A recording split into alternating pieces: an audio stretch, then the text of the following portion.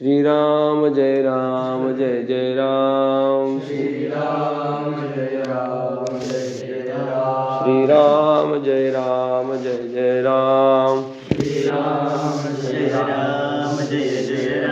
श्री राम जय राम जय जय राम। श्री राम जय जय राम। श्री राम जय राम जय जय राम। श्री राम जय जय राम। श्री राम जय राम जय जय राम। श्री राम जय जय राम। श्री राम जय राम जय जय राम। श्री राम जय जय राम। श्री राम जय राम जय जय राम। वर्णानाम् अर्थसङ्घानां रसानां छन्दसामपि मङ्गलानां च कर्तारौ वन्दे वाणी विनायकौ त्वमेव माता च पिता त्वमेव बन्धुः च सखा त्वमेव विद्या द्रविणं त्वमेव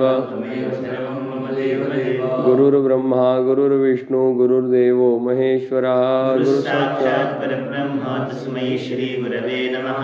कृष्णाय वासुदेवाय हरये परमात्मने क्लेशनाशाय गोविन्दाय नमो नमः। वसुदेवसुतं देवं कंसचाणूरमर्दनं देवकी परमानन्दं कृष्णं वन्दे जगद्गुरुं। नारायण नारायण नारायण नारायण। कल के सत्र में हम लोगों ने आचार्य आचरण से कैसे सिखाते हैं, उनकी बात करने की, बतलाने की जो पद्धति है वो शब्दों के परे कैसे है, सद्गुणों से, सद्भावों से, सद्विचारों से ओतप्रोत ऐसे संत चरण, आचार्य चरण किस प्रकार से संसार में विचरते हैं और किस प्रकार से विलक्षण भांति से उपदेश करते हैं। इस संदर्भ में हम लोगों ने कुछ उदाहरण देखे थे, व्यक्तिगत जीवन में भी देखे थे और अन्य उदाहरण भी हम लोगों ने संक्षिप्त में देखे थे। आज उसी श्रृंखला में थोड़ा सा आगे बढ़ते हुए, वैसे हमारा मुख्य विषय उपक्रम, उत्सव, उनकी महिमा, उनकी पद्धति, ये सब है जो अभी होना था, पर उसको हम मध्याह्न पश्चात के सत्र में करेंगे चर्चा स्वरूप में। अभी हम कल के ही विषय को और आगे आने वाले विषय के बीच में एक गैप जो है उसको ब्रिज करने के संदर्भ में एक हम चर्चा सत्र को करेंगे। सत्र का विषय ऐसा है कि आचार्यों की जो पद्धति है वो बहुत विलक्षण है और उस विलक्षणता को प्रत्येक जन समझ सकता है, ऐसा नहीं है। ऐसा है कि कैमरा है, कैमरा मोबाइल का कैमरा है, मोबाइल के कैमरे से फोटो खींचोगे तो कैसा फोटो होएगा? 2D होगा कि 3D होगा? 2D 3D समझते हैं? हम बताते हैं। जो एक बिंदु मात्र से है, वो एक एक्सिस में है, उसको हम 1D बोलते हैं। जिसका स्वरूप 2 एक्सिस में है, माने जिसकी लंबाई और चौड़ाई है, वो 2D हो गया। और जिसकी लंबाई, चौड़ाई और सखोलता है, वो 3D हो गया। ठीक बात है। जैसे मान लीजिए ये ऐसा है, इसको दूर से देखेंगे तो एक सीधा लाइन के जैसा दिखेगा, तो ये 1D हो गया। ठीक है। अब इसको देखेंगे तो क्या है? इसकी लंबाई है, इसकी चौड़ाई है, तो ये 2D हो गया। और जब आप इसको ऐसे देखेंगे तो इसकी लंबाई है, इसकी चौड़ाई है और इसकी क्या है? सखोलता है, माने डेप्थ है। Length, breadth and depth, length, width and depth, इसको हम 3D कहते हैं। अब कैमरा में फोटो खींचते हैं, वो 3D है कि 2D है? 2D है। चित्र क्या है? 2D है। उसमें क्या दिखता है? आदमी कितना मोटा है पीछे दिखता है क्या? नहीं दिखता है। लंबाई कितना है और चौड़ाई कितना है, उसी से आप अंदाज लगाते इतना मोटा होगा। पीछे कितना मोटा है नहीं ध्यान में आता है, तो वो 2D हो गया। तो ये जो यंत्र है मोबाइल, जिसमें जो कैमरा है, ये 2D का है। तो इसमें फोटो अगर 2D का है तो दिखेगा क्या स्क्रीन में? 2D ही दिखेगा ना। और 3D का होगा, जिसको होलोग्राम कहते हैं, होलोग्राम तकनीक कहते हैं। आजकल बड़े बड़े उत्सवों में लेजर शो होता है, तो उबड़ खाबड़ बिल्डिंग के ऊपर इस प्रकार से लेजर शो होता है, ऐसा लगता है कि सामने से व्यक्ति चल करके आ रहा है। 2013 के अपने कार्यक्रमों में माननीय प्रधानमंत्री मोदी जी ने इस यंत्रणा का उपयोग किया था। समय कम था, सभाएं ज़्यादा करनी थी, तो थिएटर में अथवा अपना थिएटर माने ऑडिटोरियम में इस प्रकार की व्यवस्था हुई कि ऐसा लगे वो लेज़र और होलोग्राम के माध्यम से कि जैसे मोदी जी ये अपना स्टेज के इस छोर से चल करके आ करके खड़े हो गए हैं। अब 3D व्यक्ति को खड़ा होना, जैसे पुतला खड़ा करना है तो चारों ओर से चारों ओर से बनाना पड़ेगा, उसकी लंबाई, चौड़ाई और उसकी खोलता, इस स्वरूप में उसको घटित करना पड़ेगा।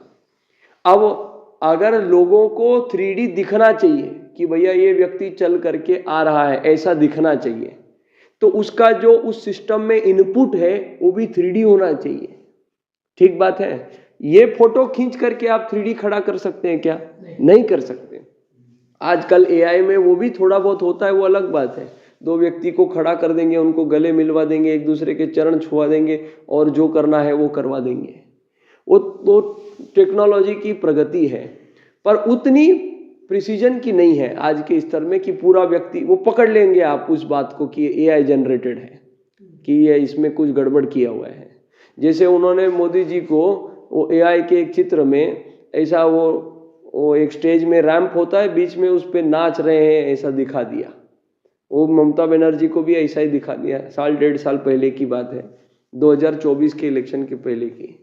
तो जब ये बात उन तक पहुंची तो एक था कि कटाक्ष करे कि ये क्या बना दिया, इतना बड़ा हम नेता है, प्रधानमंत्री, ऐसा मजाक कर दिया, उसको सजा करो। दूसरा है कि इसको पॉजिटिवली लो, अरे क्या उच्च प्रतिभा के लोग हैं हमारे देश में। ऐसी स्थिति हमारी भी है।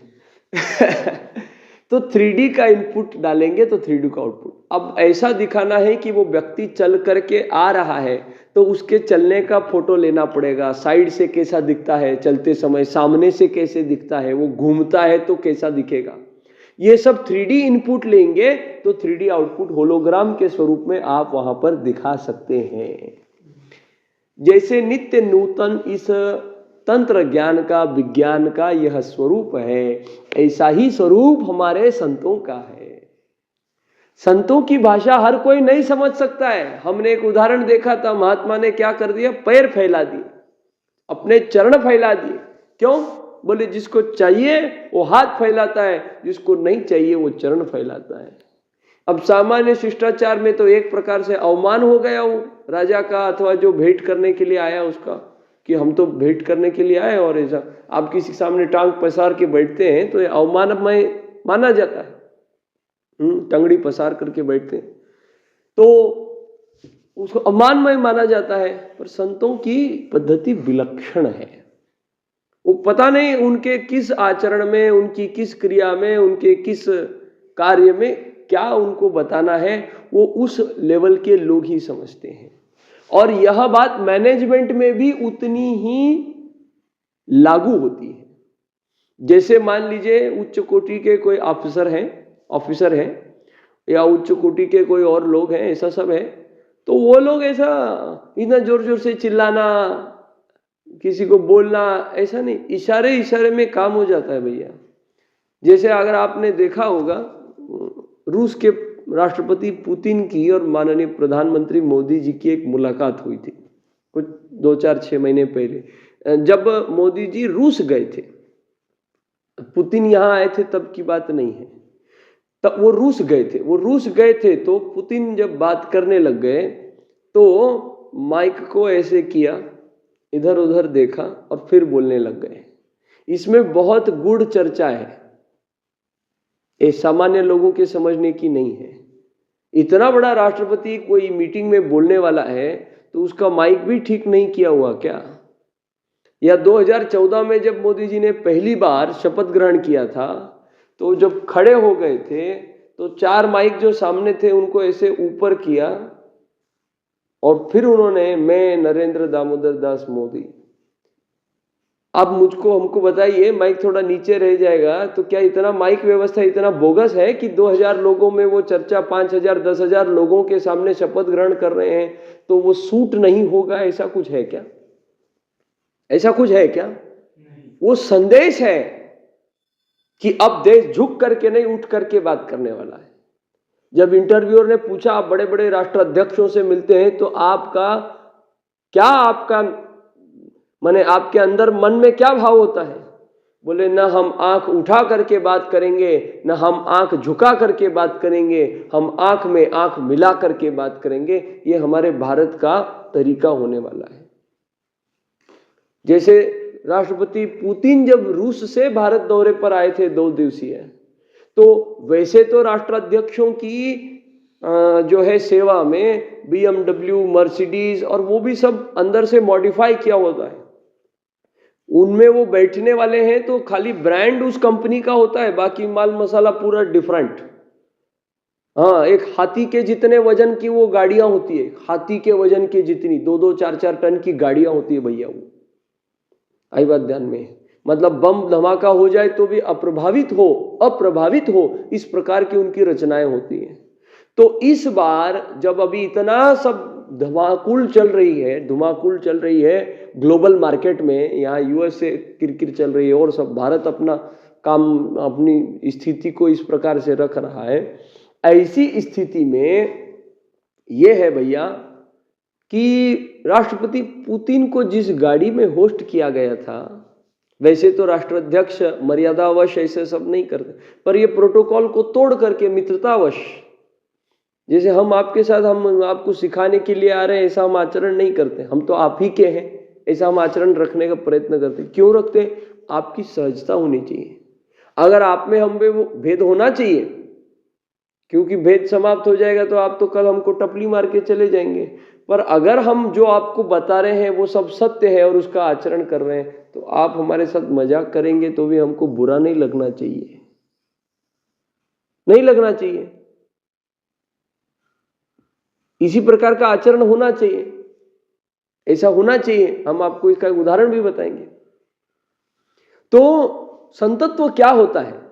संतति नहीं, संतत्व, संत का चरित्र कैसा होता है?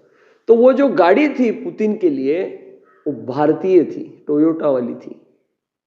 वो कोई BMW और ये नहीं था। नहीं, तुम्हारा ये था, महिंद्रा की थी या कोई तो थी, भारतीय इसकी थी, टोयोटा नहीं होगी, हमको याद नहीं है। व्हाइट कलर की वो गाड़ी थी, अब वो इतना कंपनी वगैरह याद नहीं, पर उस पर बहुत चर्चा हुई थी, वो हमने ध्यान से सुनी थी और वो वीडियो भी हमने देखा था।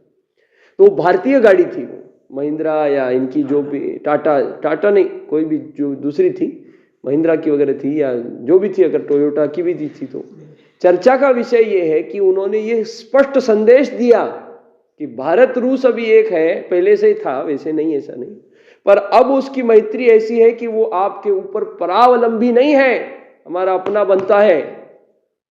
और अंदर से एक फोटो ऐसा भेजा गया सेल्फी के जैसा, जिसमें दोनों राष्ट्राध्यक्ष बैठे हैं और जैसे हम सेल्फी लेंगे ना, ऐसे 2 लोग बैठ करके 2 सीट के बीच में से आगे से ऐसा फोटो लेकर के अपने ऑफिशियल हैंडल से मोदी जी के पोस्ट हुआ था। वो कितना बड़ा संदेश जाता है दुनिया को। कुछ कहना पड़ा, हम एक हैं, हाँ, ऐसा कुछ कहना पड़ा। आपकी क्रिया ही बहुत कुछ बोल देती है भैया। क्या पहनते हैं, कि मूर्ख हैं, कोट बूट सूट छोड़ करके ये पहनने के लिए मूर्ख हैं। लोग हमको सुनाते हैं ये क्या पहन के रखा हुआ है, फिर हम उनको भी सुना देते हैं कि हमने क्यों पहना है। वो क्या सुनाते हैं, ये क्या पहना है, और हम क्या सुनाते हैं, ये क्यों पहना है। ये भेद है, ये भेद है। और इसी भेद से यह परंपरा उच्च है।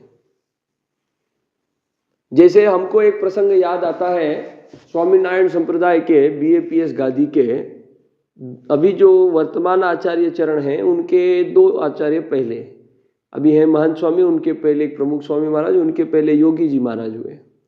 योगी जी महाराज सुबह 2 बजे उठ जाएंगे, 2 बजे 2:30 बजे उठ जाएंगे, चाहे रात्रि को 12 बजे सोए हो, रोज रात्रि को 12 बजे सोए तो भी 2-2:30 बजे उठ जाएंगे, शौचाचार विधि सब करके 2:30 बजे तो माला में बैठ जाएंगे। माला करेंगे, 3 बजे ठाकुर जी को उठाएंगे, ठाकुर जी को उठा के पूजा आदि करेंगे, दंडवत करेंगे, फिर माला जप करेंगे। तो उस समय उनके पास कोई हरि भगत आया, उसका छोटा बालक भी आया सुबह सुबह 5 बजे दर्शन करने के लिए, स्वामी जी का दर्शन करने के लिए आया। तो क्या हुआ, प्रसाद था केले का, केला होता है बनाना, क्या बोलते हैं हम केले को, हाँ केड़, उसका प्रसाद था और उसका छिलका निकाल करके वहीं पे रख दिया गया था। तो वो बालक ने क्या किया, इतने बड़े पीठ के आचार्य, वो केले का छिलका उठा के स्वामी के मस्तक पे रख दिया। आंखें बंद करके भजन करे, भजन करे, भजन करे, भजन करे, जो भी उनका मंत्र है स्वामीनारायण का। अब ऐसी स्थिति में आपके सामान्य शिष्टाचार का क्या होता है? कौन है वो, किसने डाल दिया हमारे सर पे छिलका? आप उधर थोतांड करेंगे, थोड़ा टेंट्रम करेंगे, थोड़ा नाटक करेंगे, थोड़ा गुस्सा करेंगे, थोड़ा अपना दिखाएंगे रुबाब में, महंत हूं मैं, ये हूं मैं, ये हूं। कुछ नहीं, आंख बंद है, पता चला कुछ रखा है ऐसा, उठा करके बगल में रख दिया, माला कर रहे हैं। संत क्या होते हैं, चित्र से, चरित्र से उनके मालूम पड़ जाता है, आचरण से मालूम पड़ जाता है। Prime minister Modi would have posted कि ये क्या मेरा वीडियो बनाया है, एक राष्ट्राध्यक्ष का ऐसा मजाक कर दिया, बट क्या बताया उन्होंने, क्या तेजस्वी है, क्या प्रतिभा है। गलती बतलाने का भी तरीका होता है, कंस्ट्रक्टिव क्रिटिसिज्म इसी को कहते हैं। अब हमारे जैसे तुच्छ लोग इसको समझ तो पाते पर आचरण लाने में कठिन है। हम ये भी तो कह सकते, चलो जितने लोग कम उतना इम्पैक्ट, उतना 1-to-1 कम्युनिकेशन, बात करने का समय ज्यादा, भीड़ कम तो काम बढ़िया, काम बढ़िया, पर हम तो क्रोधित हो गए। तो यही फर्क है ना, जो ब्रिज कर रहे हैं हम गैप को, महापुरुषों को समझ तो रहे, हम रजोगुणी हैं हम लोग, महापुरुषों को समझ तो रहे, पर हमारा सतोगुण कम है। अपने आनंद में रहते हैं वो लोग, उनको फर्क नहीं पड़ता है कुछ, ये बातें हैं। अब संतों का काम विलक्षण है, उनका सब विलक्षण है। अब इस विलक्षणता में हम अपने आप को ढाल लें, हम भी ऐसे बन जाए, तो हमारे जीवन की इससे बढ़िया सार्थकता कुछ और नहीं हो सकती है। पर ऐसा है कि इस संत परंपरा में कुछ नाना प्रकार के दूसरे लोगों की भी एंट्री हो गई। बंठन के चली देखो, ऐसा एक गाना है, फिल्मी गाना है, 7 दिन के 7 वस्त्र हैं, हाँ 7 दिन की 7 गाड़ियां हैं, महाराज श्री को लेने के लिए अमुक श्री वैष्णव की क्या बोलते, 4 चाकी आने वाली है, अमुक मर्सिडीज में आए, और स्वामी जी मर्सिडीज में आए हैं कि बैलगाड़ी में आए हैं, इससे तय होगा क्या वो साधुता क्या है उनकी। और क्या हो गया है कि हमारे समाज में इतना ज्यादा अज्ञान फैल गया है, लोगों को नाच गाना ही बढ़िया लगता है और हमको भी वही अच्छा लगता है। माना संगीत कला 64 कलाओं में से एक है, मुख्य है, और जहां वह है वहां पर नकारात्मकता कम है, ये कंस्ट्रक्टिव कला है। तुर्की जैसे देशों में हम लोगों ने चर्चा की थी, उन्होंने वो बैन कर दिया, तो वहां हिंसा प्रवृत्ति ज्यादा है, भारत में इतनी नहीं है। देखो ना, जो लोग संगीत प्रेमी हैं, कला प्रेमी हैं, चित्रकला प्रेमी हैं, वैसे हिंस्र नहीं होते हैं, प्रेम स्वभाव के होते हैं। तो ये कला का प्रताप है भैया, ये कला का प्रताप है। पर जो जैसा इनपुट है वैसा आउटपुट है ना, आपका इनपुट हिंस्र होगा तो आउटपुट भी हिंस्र होगा, आपका इनपुट भुक्कड़ वाला होगा तो आपका आचरण भी भुक्कड़ वाला होगा। आउटपुट आलस्यमय होगा, इनपुट छुट्टी है, बच्चे हैं, तो आपका आउटपुट भी वैसा ही होगा। ओढ़्यात नहीं तो बेरीत कूटना, ऐसा हो जाएगा।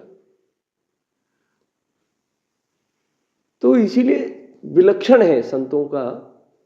परम पूज्य डोंगरे महाराज जी की एक कथा, हमको एक बात हमको स्मरण में आती है।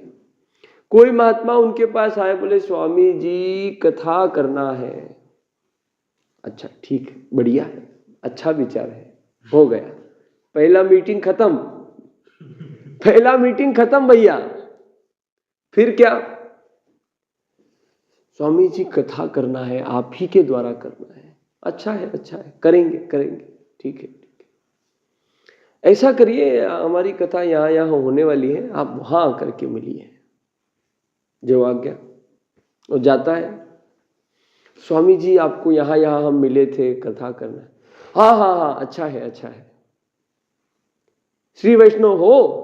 जी स्वामी जी। मर्यादा में रहते हो? हाँ, कभी कभी चुकामुक हो जाती, रहना चाहिए रहना चाहिए। जी स्वामी जी, जी स्वामी जी। माला वाला फेरते हो, जप आदि करते हो? वो तो होता नहीं है, टाइम नहीं है स्वामी जी। अच्छा अच्छा अच्छा। वो स्वामी जी कथा का देखेंगे देखेंगे। जो राम का नहीं वो हमारे काम का नहीं, इसको आचार्य संत चरण आचरण से जी करके दिखाते हैं।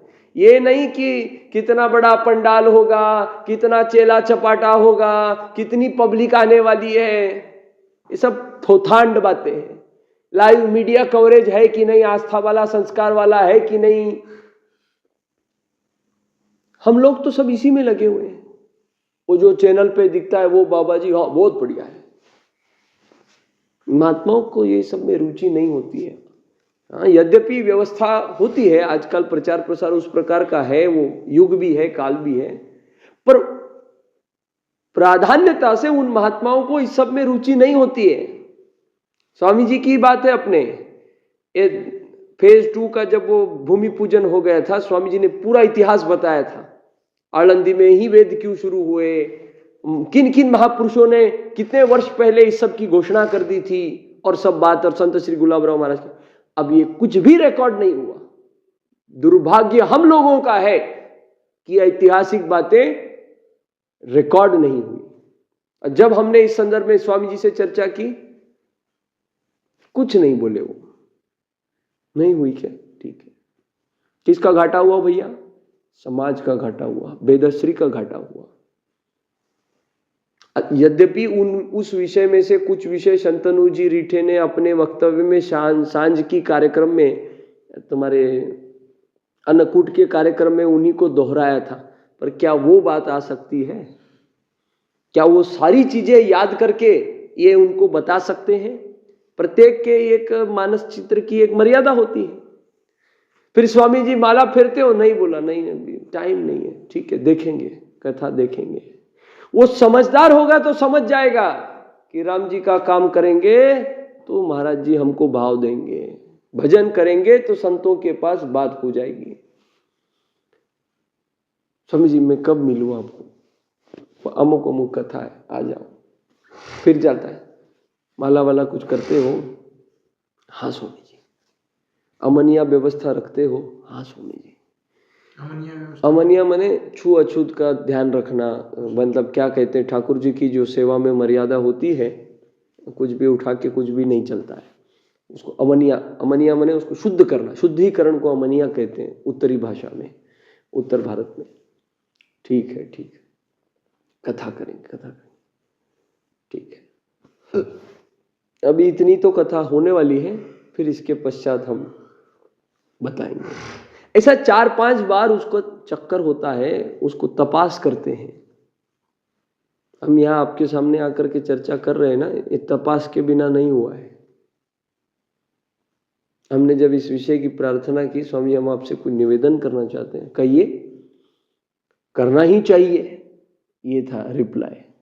हमने कहा हमको ऐसी ऐसी कुछ न्यूनताएं ध्यान पड़ती है, बताना ही चाहिए। स्वामी जी का रिप्लाई, स्वामी ऐसा ऐसा करना है, करिए। जब ये बीच में नहीं हो रहा था ठीक से, 2-3 सप्ताह पहले की बात, महीने भर पहले की, स्वामी जी कहा स्वामी जी वर्ग ठीक से नहीं हो रहा। हाँ, वो सब उत्सव वगैरह चल रहे थे ना, अन्नकूट के तुरंत बाद तो उत्सव वगैरह चल रहे थे ना, अब होगा। कौन है वहां पे? भगवान है क्या? केशव है क्या? कौन है? मैं उनको बोलता हूँ। आप लोगों को अंदाजा ही नहीं है कि उनको कितनी तड़मड़ है इस सब के संदर्भ में। अब विचार करो कि हम ऐसा चित्र अगर ग्रुप पे भेजेंगे और वो देखते हैं तो उनको बुरा नहीं लगेगा क्या? आचार्य हमारे आचरण से खुश कैसे रहें। मॉडर्न आचार्यों की बात नहीं चल रही है, वो हम भी मुक्त तुम भी मुक्त, हम भी खा रहे हैं तुम भी खाओ, ऐसी परंपरा हमको अद्भुत मिली है ना, उसके नाम पे हम धब्बा बने जा रहे हैं। इसके ऊपर विचार होना चाहिए, काम होना चाहिए, सोचना चाहिए, हमने व्यक्तिगत सोचना चाहिए। हम हमारे मेडिकल के छात्रों को पूछते हैं, भैया यहाँ क्यों आए हो आप? बोले पढ़ाई करने के लिए। हमने कहा अरे वाह, पढ़ाई करने के लिए? अरे कहते हैं, फिर हम कहते गधा, तुम्हारे माँ बाप ने भेजा ही पढ़ाई करने के लिए है ना। पढ़ाई करने के लिए क्या उपकार कर रहे क्या माँ बाप के ऊपर? ये बात कह करके वो तो करना ही है, बाय डिफॉल्ट होना चाहिए। वो तो विद्यार्थियों को बहुत काम होता है, बैठे बैठे उनकी कमर टूटती है। नाक का बाल बना के रखोगे ना तो छींक का कारण बनेगी।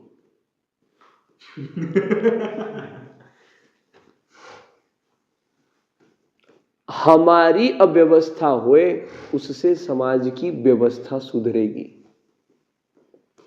हमारी व्यवस्था के कारण समाज की अव्यवस्था होए, वो ठीक नहीं है। अब पर चल तो वही रहा है। ट्रेंड क्या है? अरे एक तुलसी पत्र को लेकर के कथा करने वाले आचार्यों की परंपरा को हम जानते नहीं हैं, पर अमुक महाराज जी इस गाड़ी से आए, उनके विवाह में इतना खर्चा हुआ, हाँ, लोगों ने ये कहा, इतने सेलिब्रिटी आए। ये चर्चा का विषय ही नहीं है भैया। उनकी व्यक्तिगत जीवनी है, वो व्यक्तिगत जीवनी है। हमारे पास गुणों की, सदाचार, सद्विचारों की चर्चा ही नहीं है। कथा का क्या है मुख्य स्वरूप? क्या है? भजन, भगवान का भजन। हमारे सोलापुर के लक्ष्मी नारायण मंदिर में, श्री लक्ष्मी नारायण, श्रीमन नारायण लक्ष्मी नारायण मंदिर में, जब वहां के पंडित लोग पूछेंगे बाकी सब ठीक है, ठीक है, फिर विवाह कब करेंगे, जब ऐसा पूछते तो हम उनको खखड़ा देते। भैया ये भगवान का घर है, भगवान की बात करना है तो आप बात करिए, हम यहाँ आएंगे। अब अन्य बात करेंगे तो हम नहीं आएंगे। और ऐसा हम करते, फिर अनेक दिन हो गए हम जाते नहीं। उसमें नुकसान हमारा है, दर्शन नहीं होता है, फोटो भेज देते हैं वो लोग भी। फिर उनको लगता है हम वहां आए, पर अगर उनको ऐसा लगता है तो विचार आचार भी उस वातावरण के अनुकूल होना चाहिए। जीव का अनंत संबंध भगवान से है, उसको छोड़ करके हम खेल कूद में, खाने पीने में, रोने धोने में, झगड़ा करने में लगे हुए। ये माध्यम होना चाहिए, ये साध्य नहीं होना चाहिए। ये जो आप कर रहे हैं ना, ये माध्यम होना चाहिए, ये साध्य नहीं होना चाहिए। ये साधन होना चाहिए, परिणाम नहीं होना चाहिए। ऐसा है।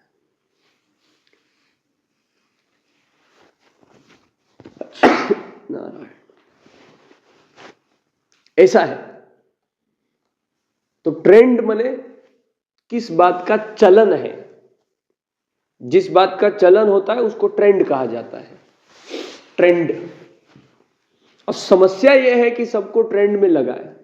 धोती पहनने का क्या महात्म्य है, सिला हुआ कपड़ा वस्त्र क्यों नहीं महात्मा लोग पहनते, इसके संदर्भ में लोगों को पता नहीं है। भगवा पहनने का ट्रेंड है, बस साधु हो न हो हर कोई पहने जा रहा है, जूती पुजवाए जा रहा है। बस समाज की विडंबना है, समाज के अज्ञान की प्रतीकात्मक बात है ये। और इस सब के लिए जिम्मेदार हम लोग हैं, आप हम हैं। हमने ही तो उसको प्रचारित प्रसारित किया है ना। जय श्री राम का नारा तो हम बोलना सीख गए, ये बहुत अच्छी बात है, पर उसके अंदर का भाव खोखला है। जब तक वो भर नहीं जाएगा वास्तविक अर्थ से, अर्थ माने पैसा नहीं, अर्थ माने मतलब, तब तक कल्याण नहीं हो जाएगा। राजा के कपड़े पहनने से राजा हो जाएगा क्या? दो राजाओं के बीच में इतिहास में एक कथा आती है। एक युद्ध हो गया, तो एक राजा अ था, एक राजा ब था। ब राजा ने अ राजा के ऊपर चढ़ाई कर दी, राजपाट छीन लिया, जीत हासिल कर ली। अ राजा का बेटा था क। तो अ राजा मारा गया युद्ध में और ब राजा ने क राजकुमार को कैद कर लिया। कैद करके जिस प्रकार अंग्रेजों ने हमारे बदहाल किए हैं, मानसिकता का खच्चीकरण करके सामने वाले को अब नष्ट भ्रष्ट कर सकते हैं। तो ब राजा ने क युवराज को क्या किया? नष्ट भ्रष्ट करने का प्रयत्न किया। कैसे नष्ट भ्रष्ट करते हैं? व्यभिचार की लत लगा के, मांस मदिरा की लत लगा करके आप सामने वाले के चित्र चरित्र को नष्ट भ्रष्ट कर देते हैं तो व्यक्ति नष्ट भ्रष्ट हो जाता है। नाना प्रकार के प्रयोग करने के पश्चात भी क राजकुमार प्रभावित नहीं हुआ। तो जैसे वो फितुरे साले औरंगे मुगल, जिस प्रकार से वे मराठों के लिए कहते थे किस मिट्टी से बने हैं ये मराठे, उस प्रकार से ब राजा ने क युवराज को कहा कि किस से बने हो तुम? इतना लोभ तुमको दिया, इतना तुमको गलाने का, बिगाड़ने का प्रयत्न किया, तुम बिगड़े नहीं। तो उसने खूब सुंदर एक अंग्रेजी में उसका वाक्य है, I am born to lead, मैं नेतृत्व करने के लिए जन्मा हूं। वैसे हमारा मनोभाव जीवन में होना चाहिए। हमारा मनोभाव कैसा है? आओ जाओ काका जी का घर है, खाओ पियो मौज करो। हमारे मन में यह बात दृढ़ नहीं है कि हम यहां एक निष्ठावंत वैदिक बनने के लिए आए हैं, हम यहां समाज का प्रबोधन करने के लिए, ट्रेनिंग लेने के लिए आए हैं और उसके लिए हमारा आचार विचार वैसा विशुद्ध होना चाहिए। ऐसा नहीं है। मानव परिस्थितियां अनुकूल नहीं है, उतनी भी अनुकूल प्रतिकूल नहीं है। जैसे ये आ गए हैं, इसका मतलब क्या है बताइए? नहीं नहीं नहीं, अभी हम लोग राष्ट्राध्यक्षों की चर्चा कर रहे थे ना, तो ये आ गए हैं, इसका नहीं, इसका हमारे वातावरण में क्या संदर्भ है? ये कौन है? नहीं नहीं नहीं, ये कौन है? ये विद्यार्थी कौन है? हाँ, देवकर इनका नाम है। इनका क्या गुण है? क्या गुण है? गायन गुण है। अभी कौन सी कक्षा होने वाली थी? गायन की। तो ये 1 घंटे के बाद में अगर इस कक्षा में आ रहे हैं, 8:30 का समय था, 8:45 अभी बज रहे हैं, 1.25 घंटे के पश्चात अगर ये आ रहे हैं, इसका क्या अर्थ होना चाहिए? हाँ, देखो मठ हो आप लोग, अर्थ नहीं, गाने के लिए आए। हाँ, मतलब ही क्या कि अभी वह वर्ग आरंभ होने वाला है। बराबर है ना? नहीं, मुझे पता ही नहीं था। पता ही नहीं था? पता ही नहीं था? वो 8:30 बजे बोले थे। कल रात को कान में तो आपको बोल के गए थे आपके गुरुजी कि 8:30 बजे वर्ग है। 8:30 बजे इसका आपके सामने तो कहा था। हाँ, वही तो कह रहे हैं। नहीं, पर आप फिर इतना देर क्यों नहीं आए? कल तो हमने भी घोषणा की थी 9 बजे वर्ग। गुरुजी बोले थे करने को। हाँ, हो ही नहीं थी रूम की बारी, तो गुरुजी उधर ही रुक गए थे। कौन से गुरुजी? पंकज गुरुजी। पंकज गुरुजी को पता नहीं अभी वर्ग है? वही बोले थे, वो क्या बोला? ऐसा है, समझ गए ना आप? हमने अर्थ एक लगाया और प्रकट कुछ और ही हो गया। दोनों भी बातें हमारे काम की है। ठीक है, बस हो गया, वर्ग की बात करिए। तो ऐसा है, अगर हम उस श्रेणी में आचार विचार और व्यवहार करते तो इनके आगमन का क्या प्रतीकात्मक चिन्ह है या क्या बात दर्शाती है कि अभी ये वर्ग आरंभ होने वाला है। पर हम उस श्रेणी में नहीं है ना, हम तो सामान्य श्रेणी में हैं। ठीक बात है ना? देखो, मनोविज्ञान होता है। कोई व्यक्ति आपके पास तब आएगा जब उसके आप रुचि का विषय करेंगे। इनके रुचि का विषय है गाना, गायन है, इनको अच्छा लगता है, और आपके गुरुजी भी इनके साथ समन्वय करते हैं। मतलब इनको कह देते हैं तो ये सब लोगों को, जो संगीत प्रेमी है वो लोग एकत्रित आ जाते हैं। आप समझ रहे कैसे सूत्र जुड़ते हैं? कनेक्टिंग द डॉट्स कहते हैं। तो जब हम उस स्तर में चर्चा करेंगे, उस स्तर में हम जिएंगे, इशारों वाले युग में, काल में, व्यवहार में हम आचरण करते हैं, तो इस प्रकार का व्यवहार होता है, बोली नहीं जाती है हर चीज। आप समझ रहे हैं हम क्या कहना चाहते हैं? हाँ, वो याद रखना उदाहरण, चरण पसारने वाला ओके। सहज उदाहरण है, बहुत सहज उदाहरण है। तो हाथ हाँ, पर हमको लेना ही नहीं है, हम संपन्न है। पर ऐसा भी इसका 9 बजे क्लास था। हाँ तो इसको रुचि है गायन की। हाँ, ये 9 बजे आ सकता था ना, अभी पौन घंटा के बाद नहीं तो इसका यह जो अर्थ हम बता रहे थे कि उनको आने में देरी हो गई, 8:30 बजे, सुनो ना, 8:30 बजे आने में देरी हो गई। अब देरी हो गई तो सामान्य शिष्टाचार ऐसा होता है, जैसे मान लीजिए प्रधानमंत्री कार्यालय में कोई मीटिंग है, कैसा चलता है उस स्तर पे काम कैसे चलता है, 8:30 बजे की मीटिंग है।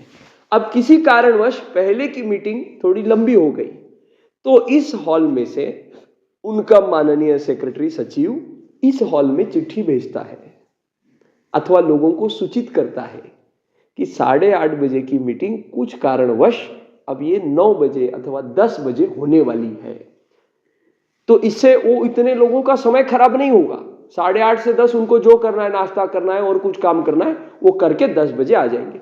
हो सकता है ना, कोई परफेक्ट नहीं होता है, आगे पीछे हो सकता है, पर उसके संदर्भ में ऐसे समय सूचना होती है। तो हम उस स्तर में काम करते हैं। हमारे यहाँ पे भी कुछ होता है तो ऐसा ही करते हैं, भैया आने में देरी होने वाली है, क्लास 9 की बजे 9:15 बजे होने वाला है। तो हमने उसी मनोविज्ञान से सोचा कि ये उनके आचार्य के प्रिय हैं, समन्वय इनके माध्यम से होता है। 8:30 बजे के वर्ग में न आते हुए आप 10 बजे पधारे और आपको आने में भी समय हो गया आचार्य को, तो सबसे पहले सूचना किसको होगी? जो समन्वयक है, कोऑर्डिनेटर है, मॉनिटर है, उसको होगी। तो हमने ऐसा विचार किया, ऐसा कनेक्टिंग द डॉट्स, कि आचार्यवर को किसी एक कारण से आने में देरी हो गई, इसलिए उन्होंने इनको सूचना की, इसलिए इनका आगमन हुआ। इसका अर्थ है कि अभी वर्ग होने वाला है कुछ समय में। ऐसा सोचना पड़ता है इतना। नहीं, अब आप लोग आपको फर्क नहीं पड़ रहा है, आप लोगों को इस प्रकार का आपका फॉर्मल अप्रोच नहीं है, आया आया नहीं आया नहीं आया। इसलिए हमारे वर्ग के साथ भी ऐसा ही होता है। क्या हो जाता है, मंदिर का घंटा बन जाता है, कोई भी आए बजा के जाए, ऐसा होता है। इस प्रकार से संस्थाएं नहीं चलती है। हमने आपको एक प्रसंग बताया था क्या, परम पूज्य स्वामी सत्यमित्रानंद स्वामी जी महाराज का, अपने स्वामी जी के गुरु जी का समय का टाइम टेररिस्ट उनका वर्णन करते हैं। टाइम टेररिस्ट, टेररिस्ट माने अतिक्रमण करने वाले, समय को भी अतिक्रमण कर देते हैं। इसी पूना शहर में उनका एक कार्यक्रम होने वाला था, 3 दिवसीय कार्यक्रम था, 3 दिवसीय या 2 दिवसीय ऐसा कुछ। तो पहले दिन कार्यक्रम क्या हो गया, तैयारियां तो हमेशा लेट लतीफी चलती रहती है। तो कार्यक्रम में ऐसा हुआ कि वो स्टेज के पिछवाई का तैयारी नहीं हुआ था, 11 बजे का कुछ समय था प्रातः काल का। तो स्वामी जी ने कहा, संयोजकों ने अपने पूज्य स्वामी जी को, अपने स्वामी जी को कहा कि अब लेट होने वाला है। और बड़े स्वामी जी को, सत्यमित्रानंद स्वामी जी को, कोई हम में से कोई कहे कि स्वामी जी लेट होने वाला है, ऐसी हमारी हिम्मत नहीं है, तो आप ही कृपया थोड़ा सा। तो स्वामी जी ने फिर भी थोड़ा संकोच करके फोन तो किया कि स्वामी जी ऐसा ऐसा है, 11 बजे के बजाय थोड़ा आधा घंटा देरी। पत्रिका पर कितने बजे का समय लिखा हुआ है? स्वामी जी 11 बजे। 11 बजे वहां पर हम आकर के भाषण शुरू कर देंगे, कोई सुनेगा नहीं सुनेगा वो उनकी समस्या है। लिटरली पीछे काम अधूरा था और स्वामी जी 11 बजे ठीक आए और उन्होंने अपने कार्यक्रम का आरंभ कर दिया। ऐसे महापुरुषों के सानिध्य में, परंपरा में हम लोग बड़े हो रहे हैं।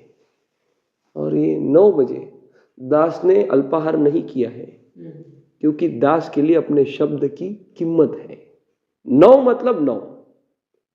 हाँ, 2-5 मिनट 10 मिनट इधर उधर हो सकता है, हम भी मनुष्य हैं, पर 100 में से कभी 1 या 2 बार बनती कोशिश है, तो ही आपके शब्द का समय होगा, कीमत होगी ना।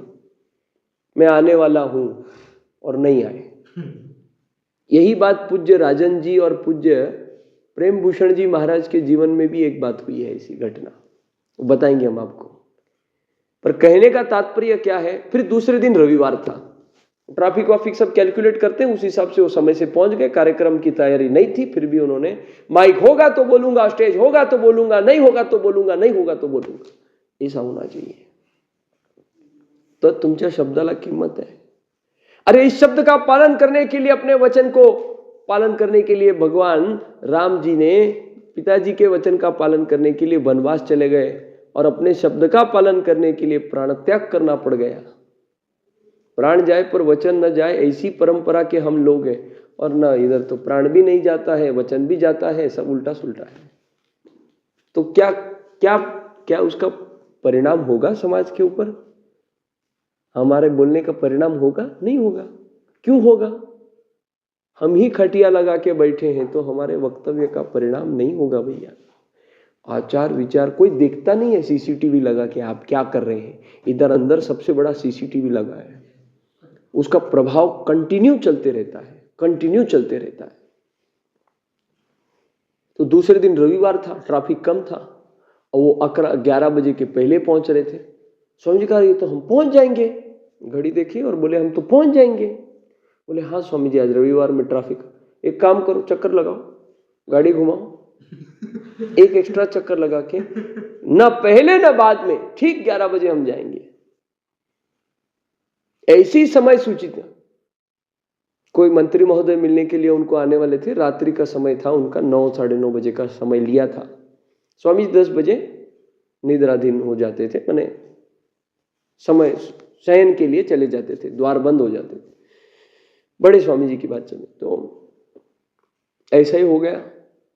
अब 9:45 बजे स्वामी जी ने अपने साधु सेवक से कहा, उनके सचिव को फोन कर दीजिए, कह दीजिए कि अब आप मत आइए, अब आप कल आइए, डोर्स क्लोज्ड। और हम क्या बोलेंगे? मंत्री साहब येता है, चाटुकारिता होती है, नियमों के साथ तड़जोड़ नहीं होती है भैया। इसीलिए महापुरुषों का जीवन ऐसा है।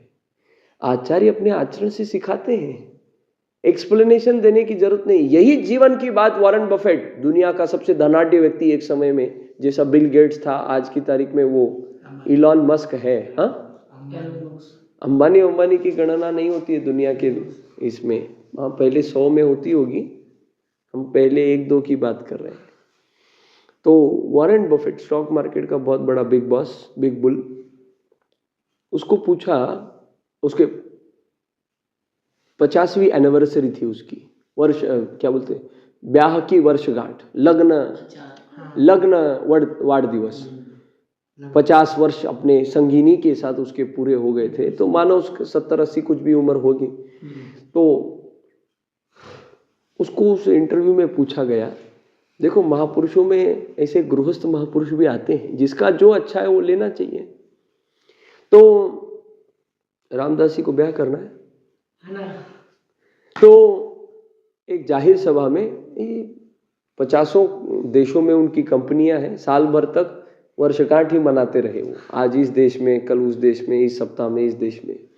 तो एक कार्यक्रम में उनको एक जन ने पूछा, आपके 50 वर्षों के सुखद एकत्रीकरण के पीछे क्या रहस्य है? ये प्रश्न किसको पूछा?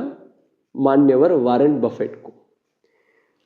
और वो कुछ उत्तर दे उसके पहले उनकी अर्धांगिनी ने उनके हाथ से माइक कोस करके, छीन करके उत्तर देना आरंभ किया।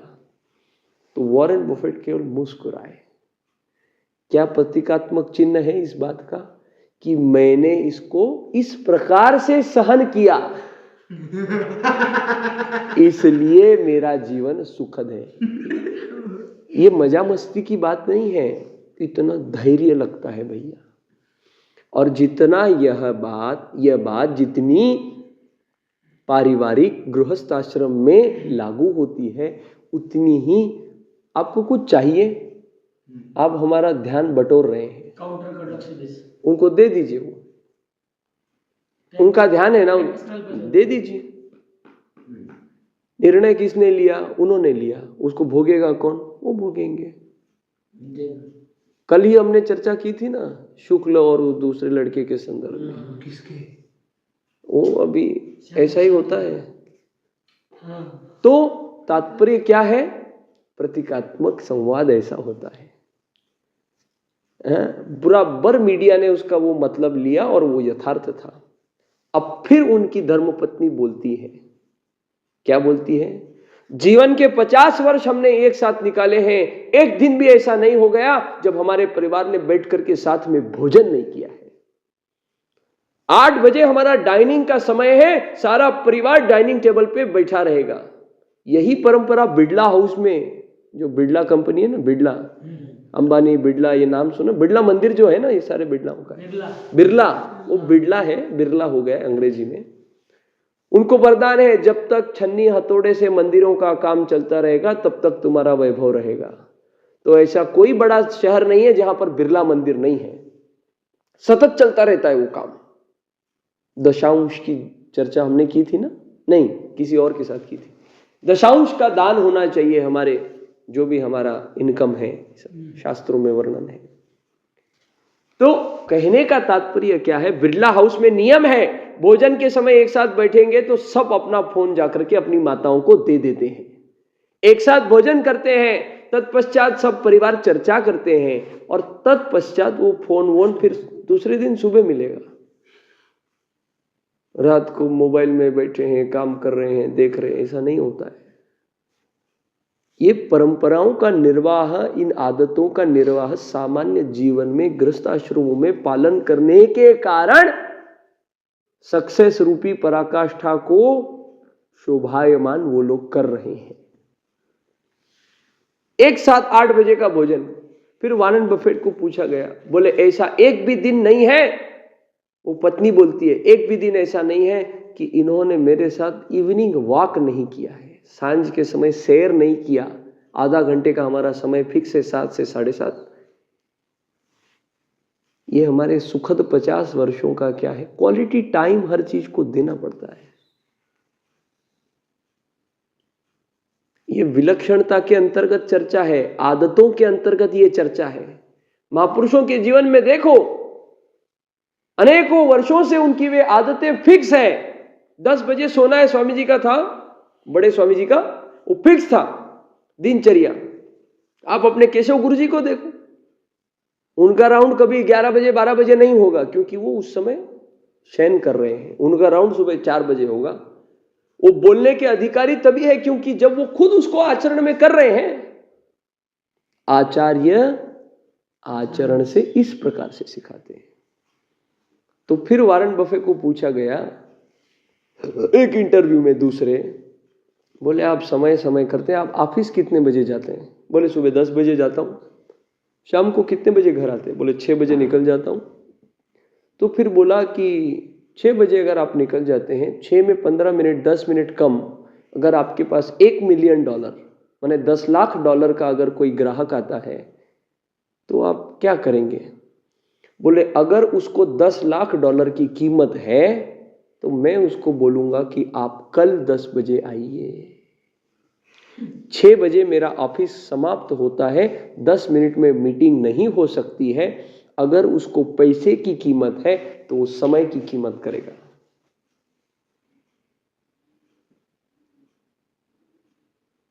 आप समझ रहे हैं कि हम क्या कहना चाह रहे हैं? ऐसे महापुरुषों के जीवन के प्रसंगों को अपने जीवन में अंगीकार करते समय कितना फर्क पड़ेगा आपके इस प्रकार के आचरण से हमारे जीवन में? आपके आचरण से कोई फर्क नहीं पड़ेगा। नुकसान किसका है? आपका है। ऐसा है। तो उस श्रेणी में जीने की आदत है हमको। चिल्लर में मजा नहीं है। भजन करेंगे 5 मिनट और, सभा पूरी हो जाए फिर भजन करेंगे, अच्छा से करेंगे। भजन करने के लिए तो हमको मानव देह प्राप्त हुआ है। तो तात्पर्य ये है भैया, समय की ऐसी महिमा है। आप जीवन में कोई भी यशस्वी व्यक्ति को देखो, चाहे वो संत परंपरा का हो, चाहे वो गृहस्थ आश्रम का हो, कोई भी हो, आचरण में बिल्कुल भी आगे पीछे नहीं होता है। हाजी हाजी लीला पोती लालू पोती चाटुकारिता ये उनके रक्त में नहीं होता है, सिद्धांतों की चाटुकारिता होती है। मंदिर का घंटे के जैसा नहीं रहते वो। भगवान के पास जो गरुड़ाकार घंटी होती है ना, वैसे होते हैं। बजाने का अधिकारी केवल पुजारी होता है या उस सुचिरभूतता के साथ जीने वाला होता है, वही उस मंदिर को वो घंटी को बजा सकता है। अपने जीवन को उस घंटी के भांति करिए, बाहर की घंटी के भांति नहीं। कोई भी आए बजा के जाए, ऐसा है। इस प्रकार से ये क्या है, पर इन आचरण में लाने वाले आचार्यों की कहीं आपको ऐसा वीडियो शूटिंग ये वो बहुत नहीं मिलेगा। पूज्य डोंगरे महाराज का कितना यूट्यूब पे मिल जाएगा बताइए। लोगों ने उनसे कहा, महाराज आप 1990 के दशक में भी, उस समय इस्कॉन सब ये सब नया नया आया था, रॉक कीर्तन, ये कीर्तन वो कीर्तन। तो लोगों ने उनसे कहा कि डोंगरे महाराज पूज्यपाद, आप अभी भी उसी पुरानी शैली में कीर्तन करते हैं, ढोलक नहीं, बजाने वाले नहीं, ये नहीं वो नहीं, ऐसा कहा। तो उन्होंने कहा, भगवान के नाम का रस तो उसी में है। शैली से क्या मतलब है? कंटेंट से मतलब है, शैली से कोई मतलब नहीं है। तबला वगैरह वाजवायचे ना? कौन? पूर्वीच्या कीर्तनांमध्ये नहीं, पूर्वी कीर्तन के अंदर बजाने की माना नहीं, उनकी पद्धति विशुद्ध भगवत चर्चा, विशुद्ध। अपने स्वामी जी के भी देख लो आप, वो 1-2-4 घंटे के कथा में कितने बार कीर्तन होता है, और वो भी आचार्य लोग क्या कहते हैं श्री वैष्णव परंपरा में भी, और जैसे सिद्ध जो आचार्य हैं वो क्या कहते हैं, बोले भोजन में लोगों को मसाले की आवश्यकता होती है, ऊपर से लवण लगता है, ये वो है। विशुद्ध भगवत चर्चा में कीर्तन करो भजन करो, आवश्यकता ही नहीं है। ये झांकी वाकी का सिस्टम स्वामी जी को ज्यादा, वो कथा के बीच में विक्षेप नहीं, पहले बाद में जो करना है करो, ऐसा है। हाँ, अभी हम भजन करेंगे। तो कहने का तात्पर्य ये है कि हम उसी में लगे हुए हैं, ये सब दिखावे की दुनिया में लगे हुए हैं, और उसके कारण क्या हो रहा है, उसके कारण लोगों को भी यही सत्य है ऐसा लग रहा है। लोगों के सामने अगर आप झूठ परोसोगे तो लोग इतना विचार नहीं करते हैं कि 100 बार झूठ परोसे इसलिए उसी को वो सच मान लेते हैं। अब हमारा काम यह है कि हम लोगों के सामने सत्य सनातन को प्रस्तुत करें। उसके लिए पहले हम सत्य से प्रेम करना आरंभ करें, सत्य सनातन से हम प्रेम करना आरंभ करें। हम भी लगे हुए हैं खाने पीने मौज करने में, नाच गाने में, मतलब नहीं है। भजन विशुद्ध होना चाहिए, भजन विशुद्ध होना चाहिए। गानों की ताल पर, फिल्मी गानों के ताल पर बिल्कुल नहीं। गोरखपुर में जो अखंड संकीर्तन चलता है 1968 से 24 घंटे का, जब हम वहाँ सेवा के लिए बैठे तो उन्होंने पहले ही हमको कह दिया, फिल्मी गाने के राग पर नहीं गाएंगे आप। हमने कहा नहीं, बिल्कुल नहीं। तात्पर्य ऐसा है, विशुद्धता रहने से ही कल्याण है। भगवान का ध्यान उसी के पास जाता है, बनावटी जीवन में नहीं जाता है, ऐसा है।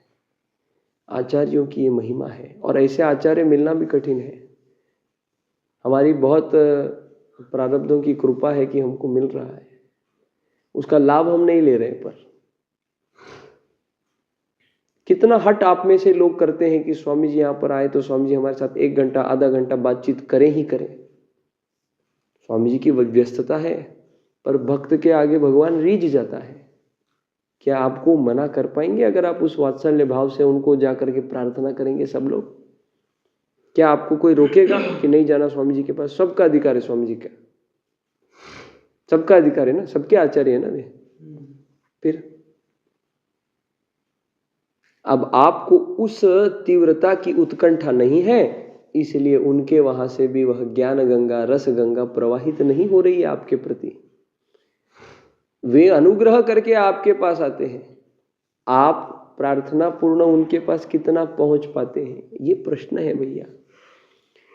महापुरुषों का यही होता है क्यों हमारे शासन को लगा कि राम मंदिर का काम अब होना चाहिए?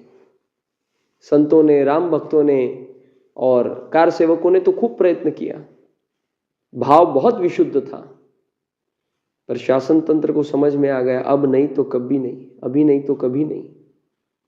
तो जो भी व्यवस्था करनी थी उस प्रकार से व्यवस्था हो गई। अब देखो वहां पर सेवा कितनी अच्छी हो रही है, पर उसके लिए एक पार्श्वभूमि तो खड़ी करने की आवश्यकता थी ना। हम घर को सजाएंगे पर घर का ढांचा तो खड़ा करना पड़ेगा ना भैया। और आचार्य लोग ये सब मटेरियलिज्म में समय खराब नहीं करते, अपने भजन में मस्त रहते हैं वो लोग। होई तेज राम रख राचा, इस भाव में वो लीन रहते हैं, इसलिए दुनिया को सुधारने का ठेका नहीं लिया हुआ है उन्होंने। हाँ, काम वही करते हैं, अपने लिए कुछ नहीं करते, समाज के लिए ही पूरा समर्पित रहते हैं, पर ठेका लेके नहीं। ठेका राम जी का लिया है उन्होंने, समाज का नहीं लिया हुआ। राम जी के काम में समाज का कल्याण हो रहा है, ऐसा उनका भाव होता है। पर जो हमारे सूडो सज्जन है ना, आजकल के सूडो संत, जो वस्त्र तो संत का है, काम पूरा नेताजी का है, उनका कैसे रहता है? काम समाज का, नाम राम जी का, ऐसा चलता है। योगी जी तो फिर कैसे? नहीं, योगी जी वैसे नहीं है। योगी जी का आचार विचार आप देखिए नजदीक से, कभी फॉलो करिए, कभी नहीं दिखेगा 4 दिन के 4 वस्त्र पहने हैं। वह व्यवस्था का भाग है पर व्यवस्था के अधीन नहीं है। जब व्यवस्था में नहीं थे तब भी मठ के अधिपति के भांति वह कार्य ठीक से कर रहे थे। आज भी मठाधिपति के तौर पे सब नियमों का पालन करते हैं, एक महंत के भांति जो उन्हें करना चाहिए वो सब करते हैं, तंत्र के अधीन नहीं है। महात्मा केवल भगवंत के अधीन होते हैं। यही फर्क है ना, फंस जाते हैं हम जल्दी से। देखो आपने तुरंत कहा योगी जी, तो बाह्य दृष्टि से नहीं होता है काम, अंतर्दृष्टि से काम होता है। उस कोटि का बन जाइए तो कोटि कोटि बार देखने के लिए मिलेगा, और बोटी बोटी में रहेंगे तो बोटी भी देखने को नहीं मिलेगा, माने बाहर का देह भी देखने को नहीं मिलेगा। बोटी माने हड्डी होता है ना, बोलते हैं ना बोटी बोटी कर देंगे मार मार के, ऐसा वो गलत अर्थ में है, पर अच्छे अर्थ में इसको समझ ऐसा लीजिए आप। आचार विचार वैसा चाहिए, हमारा ध्यान बाकी सब में ही है तो कैसा चलेगा? तो आप समझे हमारा क्या कहने का मतलब है। समाज ट्रेंड को फॉलो करने में लगा हुआ है, पर महापुरुषों के जीवन को देखते हुए हमारे लिए आवश्यक है कि हम तप पूर्वक, जप पूर्वक, जो राम का है वही काम का है, इस बात को रख करके अपने कार्य को आगे बढ़ाएंगे तो काम चलेगा भैया। दुनिया को खुश करने में नहीं लगना है, भगवान को खुश करने में लगना है, और उसके लिए भजन करना पड़ेगा। उसके लिए अपने जीवन से नहीं, केवल ये भजन ही भजन नहीं होता है, हमारे जीवन का प्रत्येक कार्य भजन होता है। उस भाव से करने से वह भजन होता है। यही तो भक्ति योग की प्राधान्यता है। भोजन करके भी हम भगवान के नजदीक जा रहे हैं, कैसे? हाँ, मर्यादा में शास्त्र सम्मत भगवत प्रिय, भगवत प्रसन्नार्थम अहम करिष्ये, ये भावना प्रत्येक कार्य के पीछे होनी चाहिए। अब गिल्ली डंडा खेल के भगवान खुश हो जाएंगे क्या? नहीं हो जाएंगे। कैसे हो जाएंगे? भगवान भी तो डेली गिल्ली डंडा खेलते हैं। हाँ, पर भगवान का भाव क्या था? समरसता, मनसूखा। अरे मनसूखा मित्र का नाम था, सखा का। ग्वालों को लेकर के खेलते थे। आप किसको खेल गए? आप आजू बाजू के लड़कों को बुला के लाते हैं क्या? भगवान का प्रत्येक काम अर्थपूर्ण है भैया।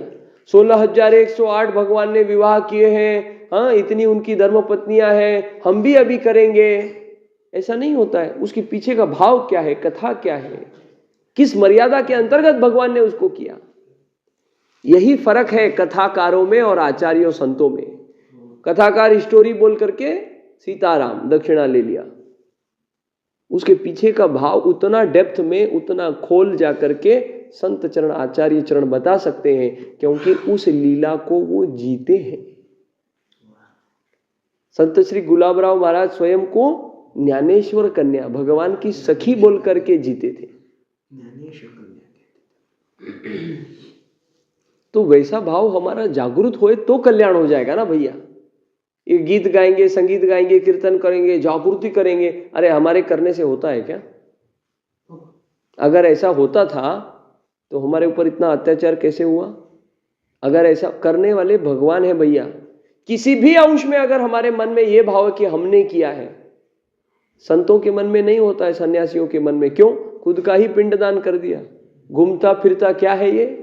मृत देह है, और केवल भगवत कार्य के लिए, भगवत इच्छा से हो रहा है। कल रात्रि को जो 2-3 लोग थे उन्होंने देखा, स्वामी जी ने क्या भेजा था, वो जाकी रक्षा करे नट नागर नटवर नागर, उनका कौन कुछ बिगाड़े रे, ऐसा वो कुछ था ना लाइन। जितने बार हमने स्वामी जी के सामने कोई भी संकल्प का निवेदन किया, स्वामी जी भगवान में विश्वास रखते सब हो जाएगा।